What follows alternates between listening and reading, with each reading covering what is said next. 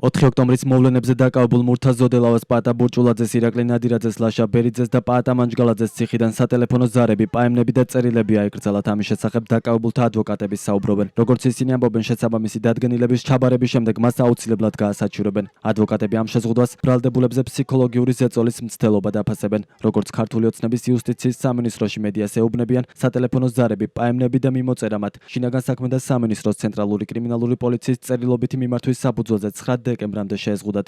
ფაქტს ეხმაურებიან პარტია ნაციონალურ მოძრაობაში და მას პოლიტიკური დევნის კლასიკურ გამოვლინებად აფასებენ. ქართულ ოცნებაში კი ამბობენ, რომ აკრძალვა კანონიერია და ამას კონკრეტული დანაშაულების შემთხვევაში საქართველოს კანონმდებლობა ითვალისწინებს.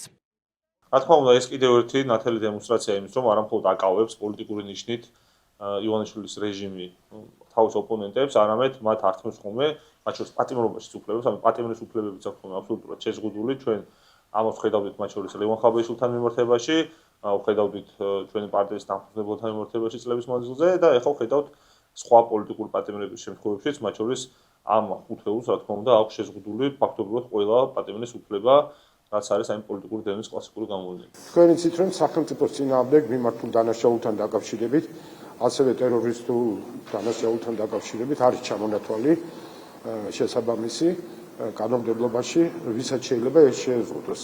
და ეს სწორიც არის, იმიტომ რომ არ შეიძლება მათ დანაშაულებრივი საქმიანობა ან ამის ორგანიზება სახელმწიფოს წინააღმდეგ მიმართული დანაშაულისა